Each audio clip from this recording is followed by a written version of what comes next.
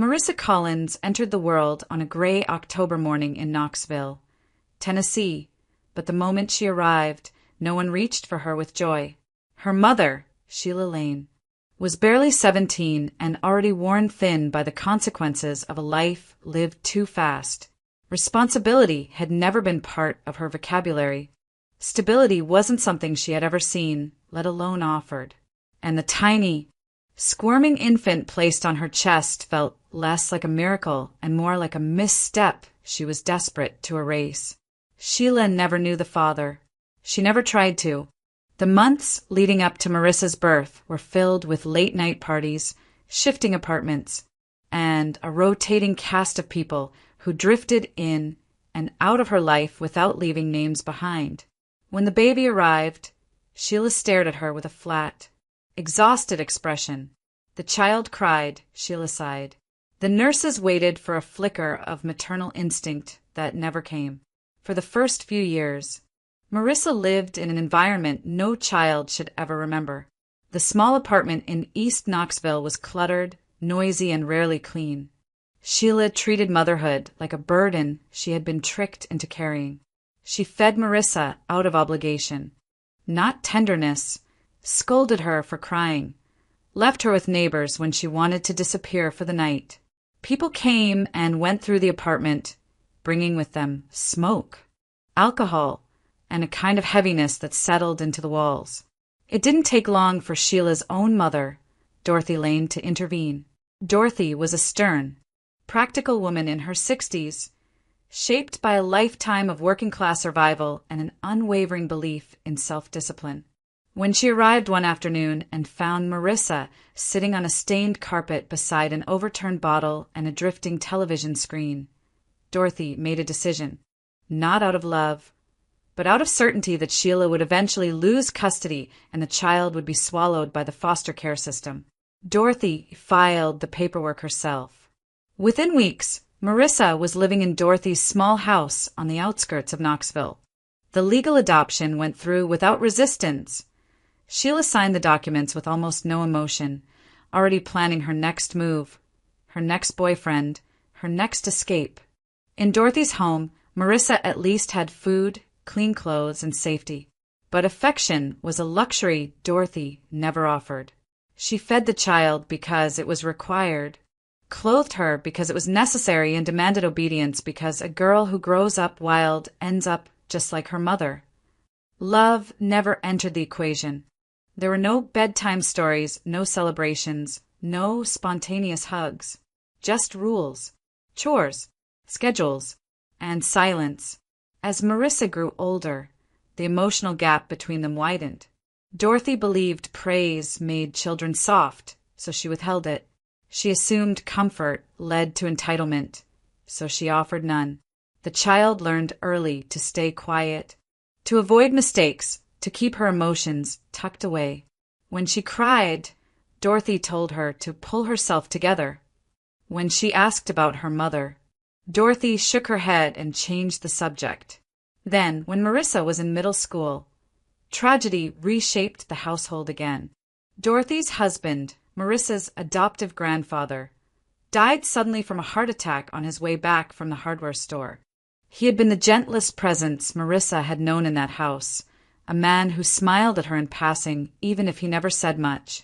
His absence left the home colder than ever. Dorothy, hollowed out by grief, she refused to show, hardened further, retreating into a brittle shell of routine and discipline. Marissa responded by shrinking even more. She rose before dawn to complete chores. She learned to anticipate Dorothy's moods. She ate quietly at the corner of the kitchen table, never taking more food than she thought she deserved. She spoke softly, moved carefully, lived cautiously. The house was safe, but never warm. Predictable, but never comforting. And though she could not articulate it then, a truth shaped her entire childhood. She had never been wanted. Not by the mother who birthed her.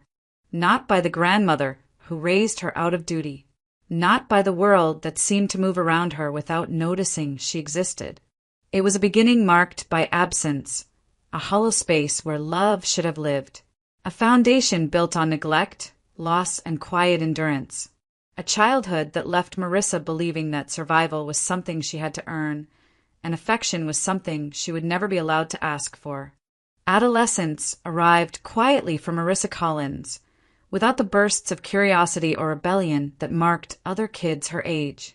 By the time she entered her teenage years, she had already learned the consequences of wanting too much. In Dorothy Lane's house, desire was a luxury and disappointment was a certainty. So Marissa became the kind of girl who stayed small in every room she entered. Not out of shyness, but out of survival. At school, she blended into hallways like a shadow that refused to cast itself. Teachers described her as polite, well-behaved, diligent, but also distant, unreachable. Her classmates rarely remembered seeing her smile. She did her assignments, answered when called on, and kept her head down. She had no space to be loud, no permission to express herself. Years of conditional care had carved silence into her bones.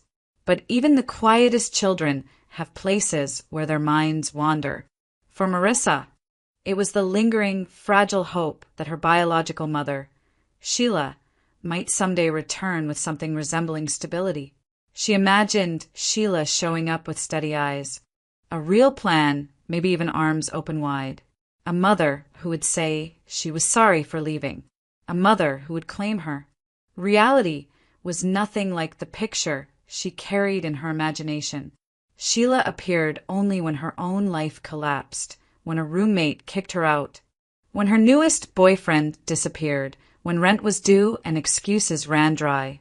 She would show up at Dorothy's door wearing the same chaotic mix of perfume and cigarette smoke, smile brightly as if nothing had ever been wrong, and sweep Marissa up in grand promises. "We'll find a place together soon," she'd say. "I'm getting my life back on track. Next time, I'll take you with me." Marissa clung to those words more than she admitted, storing them like treasures even though they dissolved almost immediately. Sheila always left as quickly as she arrived, stepping back into her drifting lifestyle without looking back. Each visit reopened the wound Marissa was trying to ignore, the longing for a mother she would never truly have. Dorothy saw these visits for what they were, disruptions. She made no effort to hide her disdain. "That woman brings nothing but trouble," she would mutter as Sheila walked away. "Don't let her fill your head with nonsense." But Dorothy's warnings did nothing to ease the ache left behind. If anything, they deepened it. Marissa learned to lock her emotions away, to show nothing that could be interpreted as need. When ninth grade ended and her peers talked excitedly about applying to different high schools, Dorothy made the decision without hesitation. "You'll go to the vocational program in town," Dorothy said over breakfast, sliding a pamphlet across the table as though the matter were already settled. "It's practical. You'll learn something useful. College isn't realistic." She didn't ask what Marissa wanted, didn't consider whether the girl had dreams, talents, or interests of her own. For Dorothy, the safest path was the one she could control. Marissa didn't argue. Defiance had never been an option in Dorothy's home. Years of rigid rules and emotional austerity had taught her that resistance only led to harsher silence. So she nodded, folded the pamphlet neatly, and prepared herself for a future chosen by someone else. Other girls her age complained about curfews, pushed boundaries, tested limits. Marissa simply moved through her days on rails laid down long before she was old enough to choose a direction. Her world was defined by obedience, a form of quiet captivity she didn't know how to escape. In these years, the emotional texture of her life hardened. She became a girl who apologized when she hadn't done anything wrong, who flinched at raised voices even when they weren't meant for her, who instinctively stepped aside to make room for others. A girl who believed that wanting things, love, freedom, opportunity, was selfish. Her adolescence wasn't marked by rebellion, but by resignation. Not by exploration, but by retreat. Not by choices, but by the absence of them. And through it all, Marissa carried the quiet conviction that her life belonged to everyone but herself. Marissa entered community college without expectations. treating it the same way she approached every other stage of her life, quietly, cautiously, without allowing herself to hope for more than survival. She studied office administration, a practical choice Dorothy approved of, and kept to herself during classes, slipping in and out of lecture halls like a shadow. She had spent most of her life unseen. Invisibility felt familiar. But during her second semester, someone noticed her. His name was Ethan Collins, a warm-eyed, soft-spoken young man who held doors for classmates, remembered people's names, and smiled with genuine interest instead of politeness. He sat beside Marissa one afternoon in a computer lab, greeting her as though they had been friends for years. "You're in my Thursday class too, right?" he asked, leaning slightly toward her. Marissa nodded, startled that he had even recognized her. "I think so." Most people would have ended the conversation there. But Ethan wasn't like most people. He continued speaking with easy confidence, asking about her major, her interests, her plans. Marissa answered quietly, aware of how strange it felt to be the center of someone's attention. She waited for the moment he'd lose interest, because people always did. But Ethan didn't. He kept showing up. He sat with her before class, walked with her to the bus stop, asked if she'd eaten lunch, told her funny stories about his part-time job at a tire shop. And every time she offered short, careful replies, he responded with patience instead of frustration. It was as though he could sense how fragile her trust was, and he approached with the gentleness of someone handling something precious. Marissa struggled to understand why he cared. No one had ever chosen her before, not because they had to, not because responsibility demanded it, but because they genuinely wanted to know her. His kindness unsettled her, cracked the protective shell she had spent years building. Still, Ethan persisted, not in a forceful way, but with quiet consistency that slowly, steadily eroded her defenses. Their first date wasn't planned. One afternoon, when the campus Wi-Fi crashed and class was canceled, Ethan invited her to a nearby diner. Over burgers and milkshakes, Marissa laughed, really laughed, for the first time she could remember. Ethan watched her with soft pride, as though witnessing a sunrise. Their relationship grew the way spring does after a harsh winter, tentatively at first, then all at once. Marissa found herself waiting for his texts. Ethan learned how she liked her coffee. They walked around campus for hours, talking about dreams Marissa had never voiced aloud. By the end of their second year, Ethan proposed on a park bench overlooking the Tennessee River. It wasn't dramatic or flashy, just earnest, his voice steady, his eyes hopeful, a simple silver ring in his hand. Marissa said yes with tears she couldn't hold back, overwhelmed by the unfamiliar sensation of being loved. Their wedding was modest, almost quiet enough to go unnoticed, and Marissa preferred it that way. No celebration, no crowd, just paperwork, exchanged vows, and the feeling of stepping into a life she had never dared imagine. They settled into a small apartment in Knoxville, building a home with second-hand furniture and first-time joy. Ethan took a job as a long-haul trucker, wanting to earn enough to give them stability Marissa had never known. His schedule was demanding, but he always came home with a kiss, a story, and an unwavering devotion that filled the tiny apartment with warmth. Then came Sarah, their first daughter, whose arrival felt like sunlight breaking through years of gray. Marissa held her newborn against her chest and cried, not from fear or exhaustion, but from a happiness so unfamiliar it almost scared her. She finally understood what it meant to belong. 2 more daughters followed. Maddie, spirited and curious, and Chloe, gentle and wide-eyed. Their home became lively, messy, joyful. Dinner conversations were filled with giggles. Bedtime meant storybooks and sleepy cuddles. For the first time in her life, Marissa lived in a world shaped by love instead of survival. The shift from bleakness to warmth was subtle but profound. For someone who had grown up in emotional frost, this new life felt like spring, fragile, breathtaking, and almost too good to be real. The twins arrived on a rainy spring morning, after a difficult pregnancy that left Marissa exhausted but hopeful. When the nurses placed the boys in her arms, she felt the familiar wash of awe she had experienced with her daughters, multiplied this time, doubled in weight and wonder. She named them Noah and Eli, two tiny brothers curled against her chest, warm and fragile, their hearts beating softly beneath her fingertips. For a few days, everything felt perfect. The house was chaotic, with 3 little girls running around and 2 newborns demanding constant care. But it was a joyful chaos. Ethan beamed every time he held the boys, already planning backyard adventures and sibling traditions. Marissa watched him and felt her heart stretch in ways she hadn't known were possible. But within weeks, the quiet began to crack.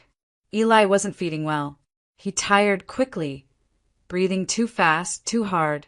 Marissa sensed something was wrong long before the doctors confirmed it, long before anyone said the words that would shake the foundation of their lives.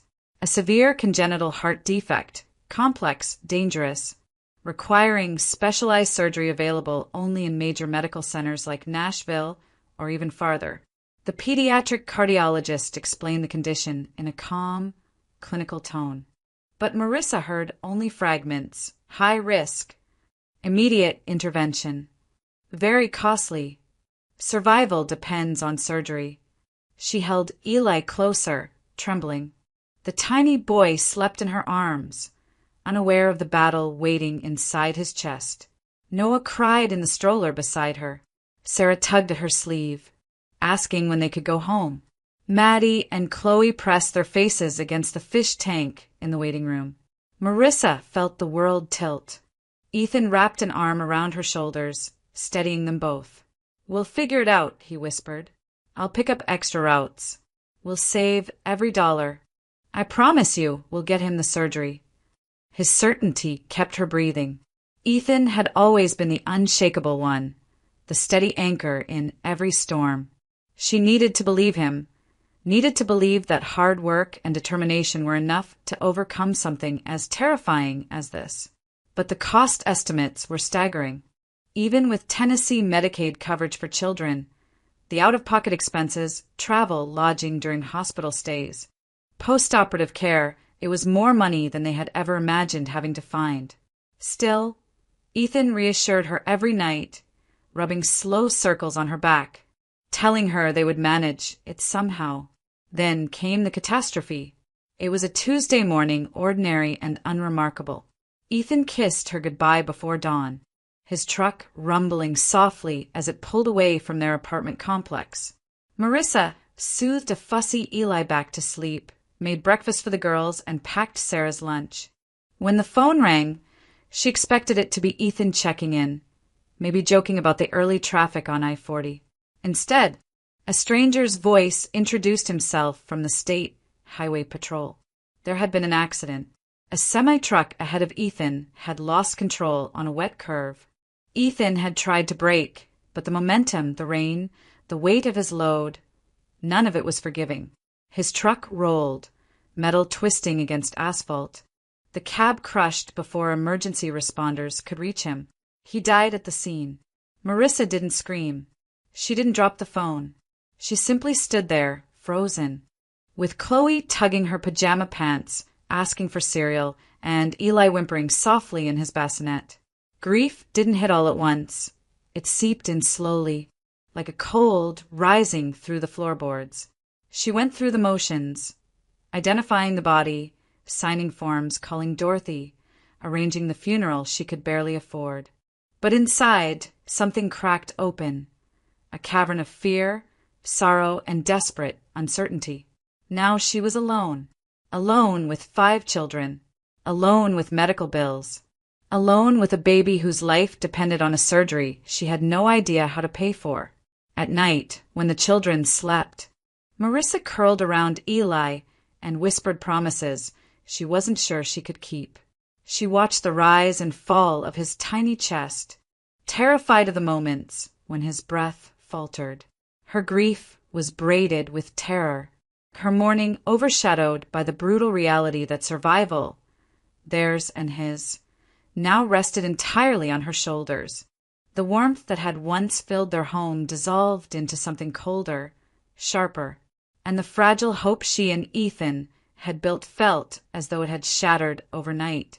The weeks that followed Ethan's death blurred into one long stretch of exhaustion and fear. Marissa moved through each day with the mechanical precision of someone too overwhelmed to think, yet too responsible to collapse. Knoxville had never felt more unforgiving.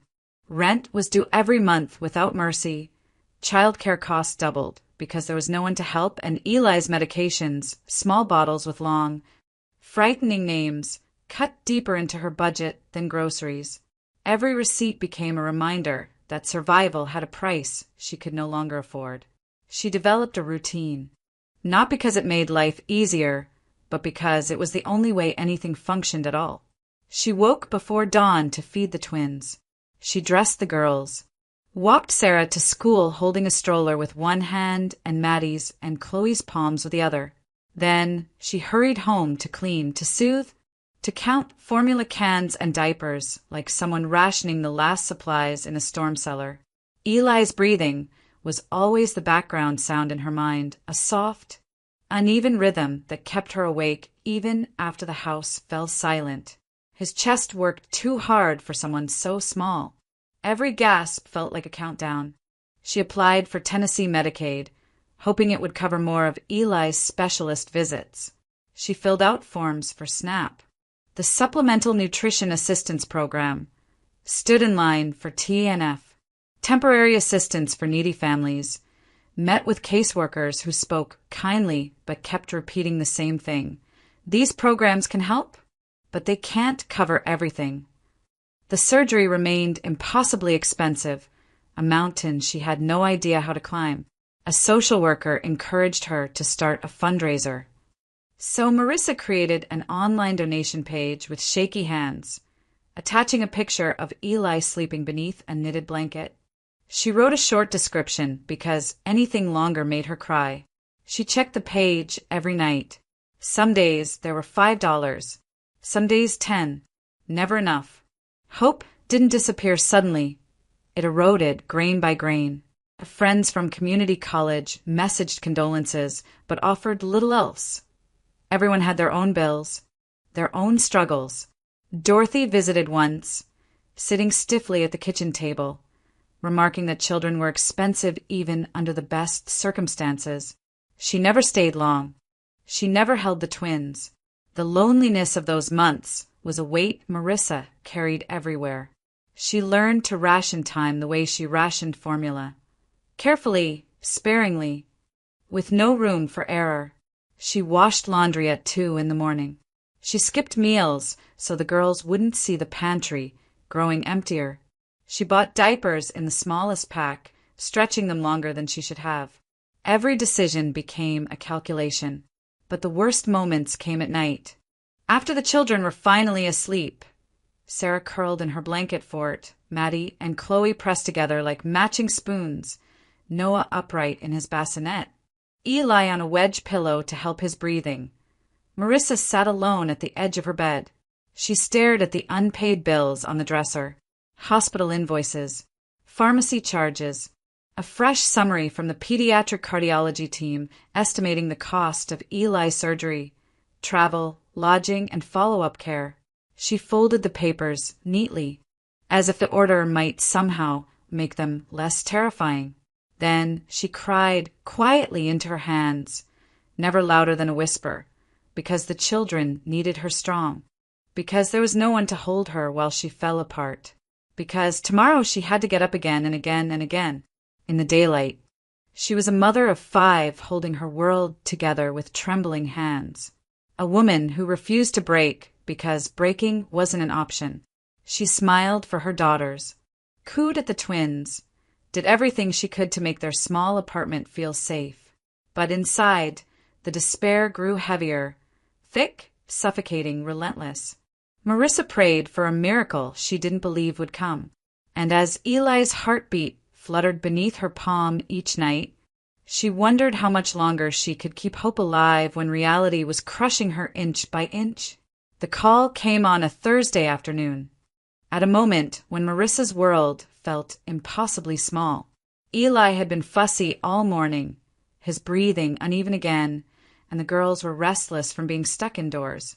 She was standing at the kitchen counter sorting through another stack of bills when her phone buzzed with an unfamiliar number. MS. Collins, a man's voice asked when she answered. My name is Benjamin Clark. I'm a probate attorney here in Nashville. I'm calling regarding the estate of Zena Mayfield. Marissa frowned, unsure she had heard him correctly. The name stirred something faint in her memory. A woman with lace collars and thinning white hair, someone she had met once at a long-ago family gathering. A distant relative on Dorothy's side, if she remembered right. She hadn't thought of the woman in years. I think there must be a mistake, Marissa said softly, shifting Eli in her arms. I barely knew her. That may be true, Mr. Clark replied gently, but Ms. Mayfield knew of you, and she named you and your children in her will. The kitchen faded around her. She pressed the phone tighter to her ear, unsure whether she had misheard again. In her will, she echoed. Yes, she passed away last month, and she left you her property in Red Hollow, Kentucky, a family home that's been in the Mayfield line for generations. Marissa leaned against the counter to steady herself. Red Hollow. She had heard Dorothy mention the town occasionally when talking about old relatives she never visited. It was rural, remote, hours from Knoxville, and she could not imagine why anyone would leave her a house there. I don't understand, she whispered. There's also a letter addressed to you, the attorney continued. Handwritten. She asked that we deliver it personally.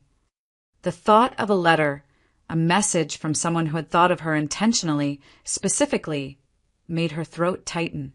When the attorney asked whether he could email her the scanned documents, she agreed, quietly, still stunned. The email arrived minutes later.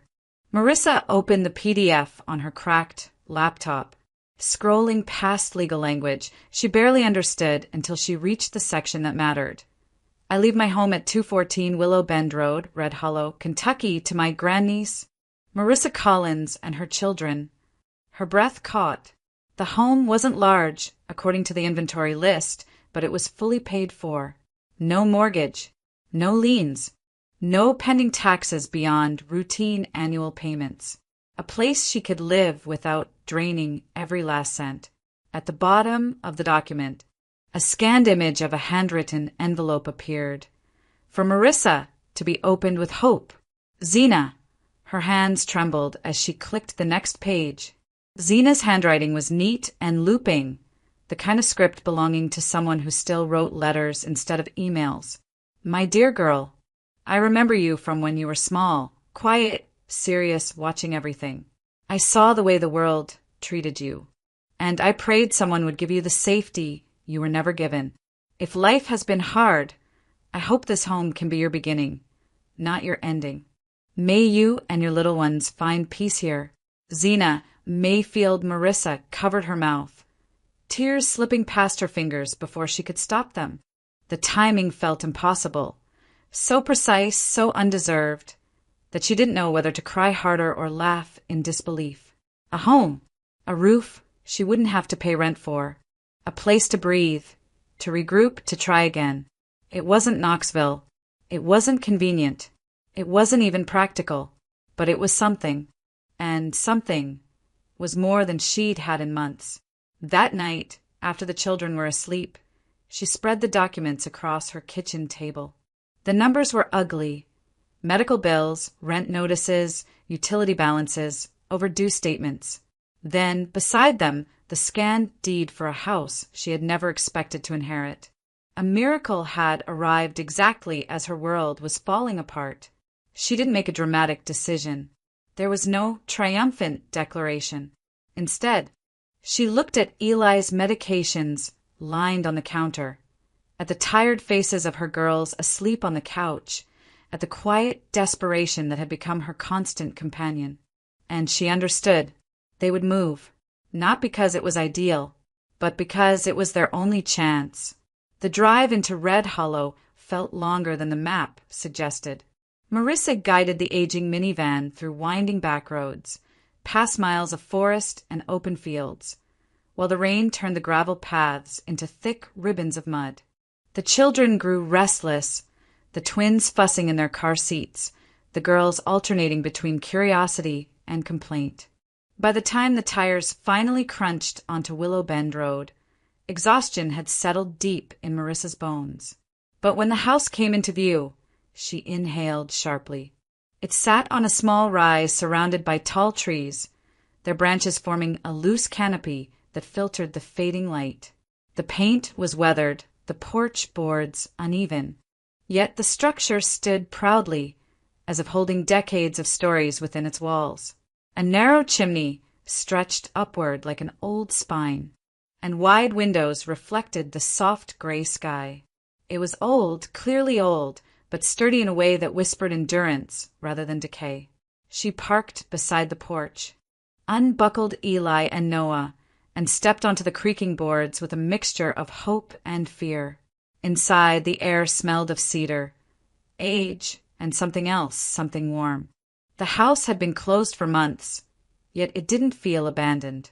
The front room was filled with antique furniture, a carved oak table, a rocking chair polished smooth by years of use, embroidered linens folded neatly on a wooden chest. Portraits of unfamiliar faces lined the walls, each one belonging to a chapter of the Mayfield family history. Marissa traced a finger over the mantel. "Kids, stay close," she reminded gently, though the girls were already exploring, their voices echoing down the hallway. She moved into the kitchen, setting the twins in their portable bassinets. The space was charming in an old-fashioned way. Wide counters, deep cabinets, a cast-iron stove no longer used, and shelves that held mismatched plates and mason jars. Dust coated everything, but underneath was a certain quiet warmth that wrapped around her like a hesitant embrace, determined to make the place livable before nightfall. Marissa gathered a rag and began cleaning. As she wiped down the top shelf of a worn pine cabinet, her hand brushed against something cold and metallic. A small object slid forward, a sterling silver pocket watch. She picked it up carefully, surprised by its weight.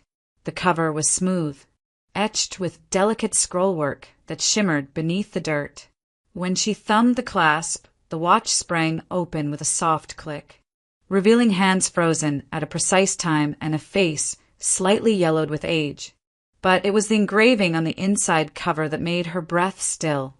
"To my Savior in eternal gratitude." The words were elegant, deliberate, filled with meaning she didn't understand. Who had gifted it? Who had received it? And why had it been tucked so neatly away? The silver glinted even in the dim light, and Marissa felt a tug in her chest.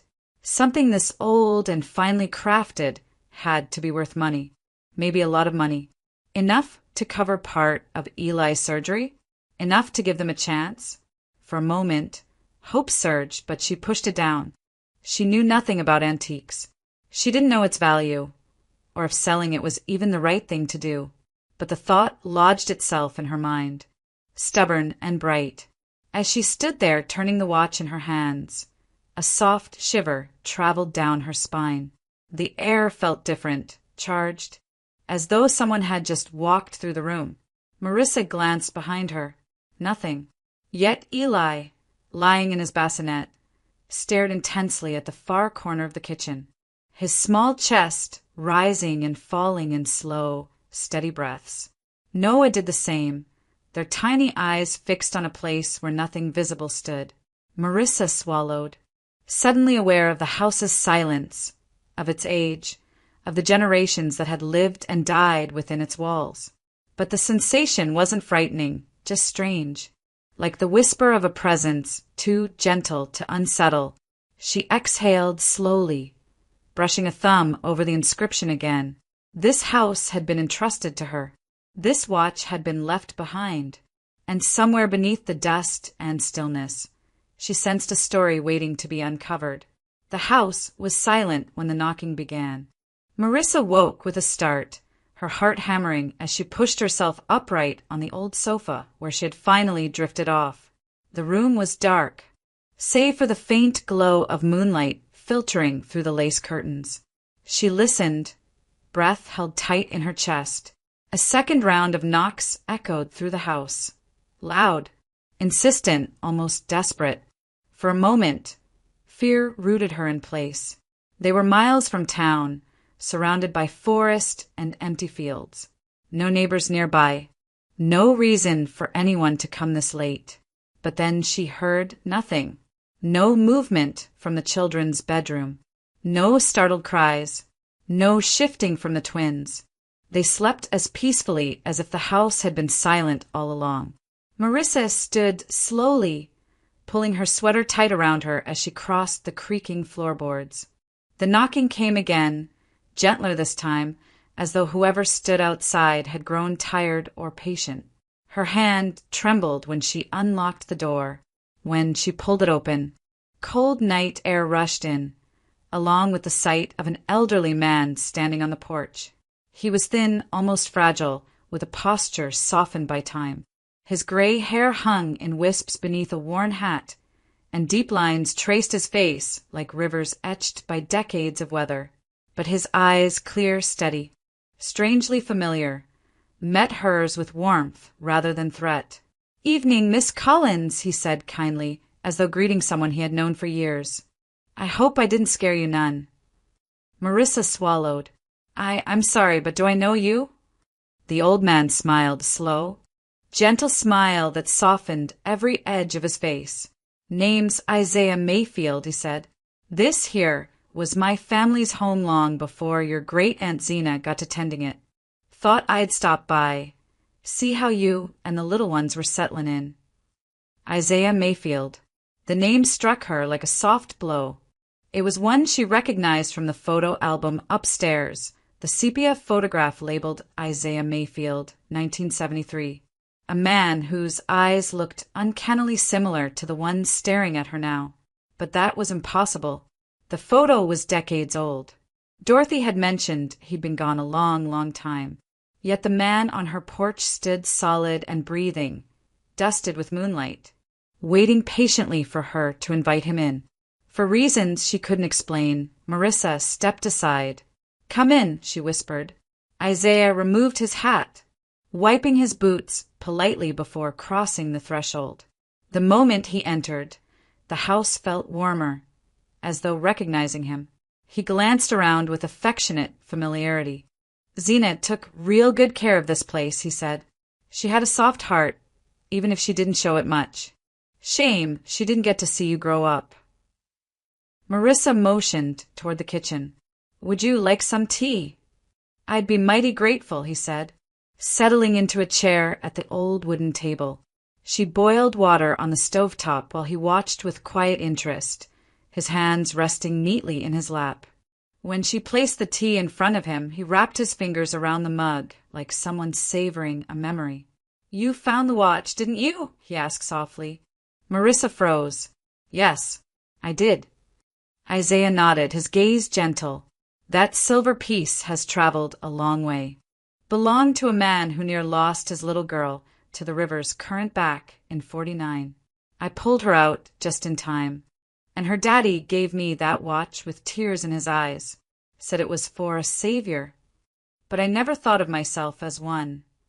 He chuckled, quietly, looking down at the table.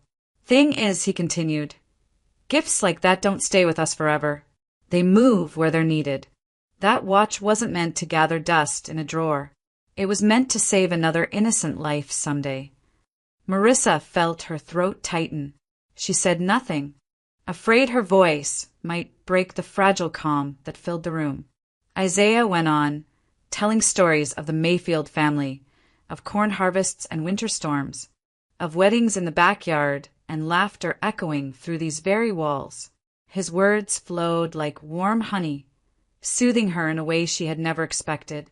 The clock on the wall ticked quietly, the house settling around them. Somewhere between the tales of Old Red Hollow and the soft hum of Isaiah's voice, Marissa's eyelids grew heavy. The exhaustion of the past months wrapped around her, gentle and irresistible. She felt the chair beneath her, the warmth of the room, the comfort of being spoken to with kindness. Her head drooped, her breathing slowed. The last thing she heard was Isaiah murmuring, "Rest, Miss Collins. You're safe here." When she finally drifted into sleep, it was with a strange sense of peace, one she hadn't felt in years. Sunlight was already filtering through the curtains when Marissa woke, her neck stiff from sleeping upright at the kitchen table. For a moment, she didn't know where she was. The room felt strangely warm, almost comforted, as if someone had tucked a blanket around the whole house while she slept. Then she remembered. The knocking, the man, the voice, the stories. She sat up abruptly, breath shallow, eyes darting to the opposite chair. Empty. Only one cup of tea sat there, hers half-finished, cooling in the morning air. Across from it, the second mug remained exactly where she had placed it last night. The steam was long gone, but the cup itself had never been touched, not even moved an inch. Marissa's pulse quickened. Had she imagined it? Had exhaustion created an entire conversation? She stood slowly, listening for the children. The girls were still asleep in their shared room. The twins breathed softly, undisturbed. The house was perfectly quiet, normal in a way that made last night feel unreal. But she needed to see for herself. Marissa stepped out onto the porch. Cool morning air brushed her face, and the smell of damp earth filled her lungs. The rain had softened the dirt road into dark, thick mud. Her eyes swept the path, from the front steps to the bend in the trees. No footprints, no tire marks, no sign anyone had approached the house at all. A shiver traced her spine. She stepped back inside, closing the door carefully, the old latch clicking into place. Logic struggled against memory, his gentle voice, the way he spoke of the house, the watch, the family. She could still recall the sound of his chair scraping softly against the floor, but the evidence said otherwise. Driven by a need for something, anything, to make sense of the night, Marissa climbed the narrow staircase to the attic. The air grew cooler as she reached the top, dust motes spinning through sunbeams like tiny, drifting stars. Boxes lined the walls, each labeled in careful handwriting. She knelt before the largest one. Mayfield family, photos. Inside lay dozens of albums, their leather covers cracked with age. She lifted the first one, gently, then opened it across her lap. Old photographs filled the pages, sepia portraits of stern men and soft-faced women, black and white snapshots of farmhands' riverbanks, church gatherings. She flipped slowly, her fingertips tracing the curled edges. Halfway through the second album, her hand froze. There he was, a photograph labeled in faded ink. Isaiah Mayfield, 1973. The man in the picture was unmistakable. Frail frame, kind eyes, that same gentle warmth in his expression. The same features she had seen sitting at her kitchen table just hours earlier. Marissa's breath hitched. Her heart pounded with a mix of awe and something close to fear, but not fear of him. Fear of what it meant. She closed the album slowly, her fingers trembling. A knock startled her. This time it was soft, polite, nothing like the insistent pounding from the night before. Marissa hurried downstairs and opened the door to find a woman in her late 60s standing on the porch, holding a freshly baked pie. "Well, good morning," the woman said warmly. "You must be Marissa. I'm Evelyn Carter, your neighbor down the road." Marissa managed a smile, still shaken. "Hello, yes. I'm Marissa. I thought I'd bring you a little welcome-to-town treat," Mrs. Carter said, handing her the pie. "Saw the moving truck yesterday. Figured you might not have had time to bake." Her eyes softened as she glanced past Marissa into the house. "This place holds a lot of history," she added, "especially the Mayfield family. Shame about that old silver watch going missing after Zena passed. Folks still talk about it." Marissa's grip tightened around the pie tin. The watch, she asked carefully. Oh, yes, Mrs. Carter nodded. Isaiah's watch. Beautiful piece. He got it back in the 40s after saving that landowner's daughter. Such a story, that one. She chuckled. But, of course, Isaiah's been gone for decades now. I was just a girl when he passed. Marissa felt the floor tilt beneath her. Decades. Gone for decades. Yet she had spoken to him last night. Mrs.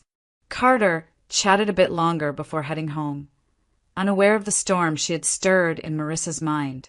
When the door closed, Marissa leaned against it, clutching the pie, her heart thudding softly. She thought of the untouched tea, the trackless road, the photo in the album, and the silver watch waiting in the kitchen drawer. It had come to her for a reason, just as he had. Mrs.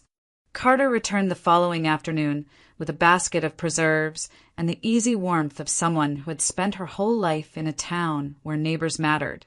Marissa invited her inside, still unsure how much of the previous night she should share. It felt too delicate, too otherworldly, to speak aloud just yet. But as they settled at the kitchen table, sunlight pooling across the worn wood, Mrs. Carter began talking about the Mayfields without prompting, about their long history in Red Hollow, their generosity, their stubborn streaks, their tragedies and triumphs. Her voice carried the gentle cadence of storytelling passed down through generations. You know, Mrs. Carter said, reaching for her cup, there are a few legends around this house, especially about Isaiah. Marissa's pulse jumped. Legends. Oh, yes, the older woman chuckled. People around here say he never really stopped watching over the family. Kind soul, that man. Never wanted anyone to feel unsafe under this roof. Marissa stared at her, breath caught in her throat. I think I might have felt that, she whispered. Mrs. Carter smiled knowingly, then reached into her tote bag and pulled out an old clipping from a local historical newsletter. Thought you'd want this. Story about that silver watch of his. The words silver watch seemed to fill the room. Marissa unfolded the paper carefully. The article described an incident from the 1940s, a wealthy landowner's daughter falling into the river during a summer picnic, Isaiah diving in after her without hesitation, nearly losing his own life to the current. The father, overwhelmed with gratitude, presented him with a handcrafted sterling silver pocket watch, engraved with the same inscription Marissa had seen. To my Savior in eternal gratitude. It was priceless even back then, Mrs. Carter said softly. Not just emotionally. Monetary, too. A piece like that, sterling silver, custom engraving, craftsmanship from that era. It's worth a small fortune today. Maybe more. Marissa's voice wavered. More? How much more? Well, Mrs. Carter said, leaning back thoughtfully, a serious antique dealer, one who understands what this watch is, might pay enough to put a child through college. Or cover something important. Something important. Eli's surgery. The room shifted into sharp focus. The bills she had agonized over. The nights she had cried quietly so the children wouldn't hear. The hopelessness that had buried her for months. All of it collided with one truth. The watch was the miracle. Isaiah had come not to frighten her, not even to comfort her, but to guide her toward the very thing he once promised, a saving. Marissa exhaled a long, trembling breath she had held inside herself for too long. Mrs. Carter reached across the table and touched her hand. Sometimes, honey, things find their way to the people who need them most. When the older woman left, Marissa stood in the center of the kitchen, listening to the quiet hum of the house. The watch lay in the drawer beside her, wrapped gently in a cloth, waiting. She walked to the window. Outside, the land shimmered under the afternoon sun, the trees swaying softly, the porch casting its long shadow across the yard. This place had been entrusted to her, not just the house, but its memories, its stories, its guardians. Thank you, she whispered unsure whether she was speaking to the walls, the land, or the spirit of the man who had saved a little girl so many decades ago. She retrieved the watch, holding it carefully, reverently. It gleamed as though polished by unseen hands. She traced the inscription with her thumb and felt something shift inside her, something warm, steady, quietly fierce. Hope. Not the desperate, fragile hope she had clung to in Knoxville, but a deeper one, a real one. She knew what she had to do. Tomorrow, she would contact an antique appraiser in Louisville, a reputable dealer who specialized in heirlooms of significant historic value. She would take the watch, secure the funds, and schedule Eli's surgery. For the first time in months, the future didn't look impossible.